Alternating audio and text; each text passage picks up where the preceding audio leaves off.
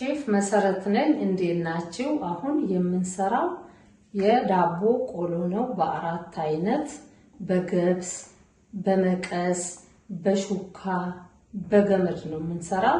ወደ ግብአቱ 1 ኪሎ ዱቄት ሃናን ይባላል፣ የኬክ ነው።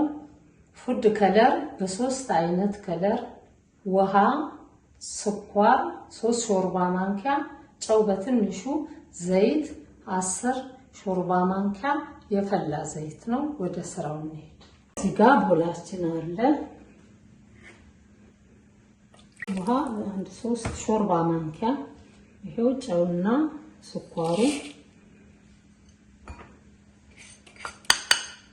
ዘይት የፈላ ዘይት ነው 10 ሾርባ ማንኪያ ነው። አይበዛበትም። ለምን እንቁላልና ወተት ስለሌለው እንደ ቆሎ ክርሽም ያደርገዋል። ተጠቅመው እናማስለዋለን ስኳራችን እስከሚሟሟልን ድረስ። ዱቄታችንን ሁሉንም እንጨምራለን። 1 ኪሎ ዱቄት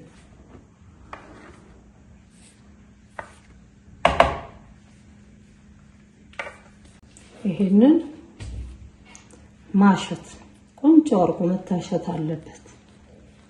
አሽተን እንመለሳለን። ሊጣችንን ውሃ ትንሽ ጠብ እያረግን አሽተን ተመልሰናል። አሁን ይሄንን 4 ቦታ እንቆርጠዋለን።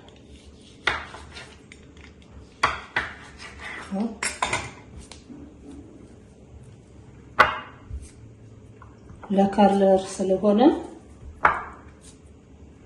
ያው እንደዚህ እናደርግና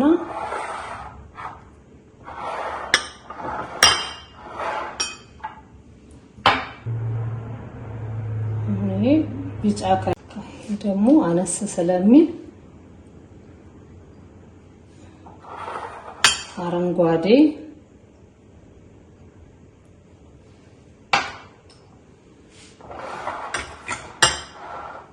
ይሄ ቀይ፣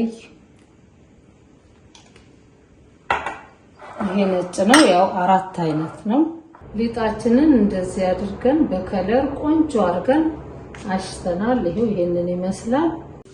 እሺ ዳቦ ቆሏችንን አድበልብለን አሁን እንቆርጣለን እና እንደዚህ ወፈር ካለ አነስ እያደረግን መቁረጥ ነው። እኩል አድርገን በቢላው በምን ከሚሆን ይሄ ቅርጹን ያመጣል ራሱ አሽከርክረን ስንቆርጥ። እንግዲህ ጨርሰን እንገናኛለን። ይሄንን ይመስላል። ከፊት ለፊት አይደለም ከኋላ መጠቅለል እንደዚህ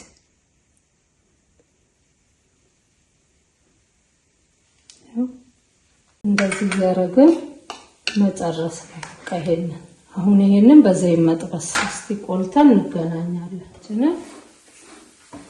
እያመስን ነው። ወተት የለውም፣ እንቁላል የለውም፣ የጾም ነው። ለቡና ቁርስ ለስንቅ ይሆናል እና ባንዲራችንን ያዩት እንዴት እንደምታምር። ቆልተን እንገናኛለን። ይሄው ዳቦ ቆሎችን በስሎልናል። አጋም መስሎ በስሏል።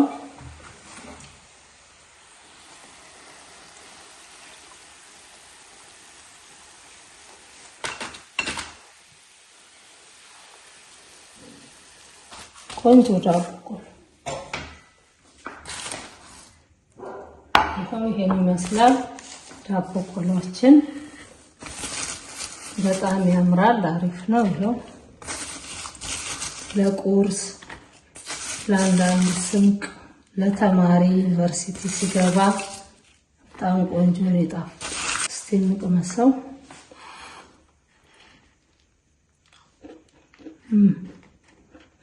ክርሽም ይላል። ቆንጆ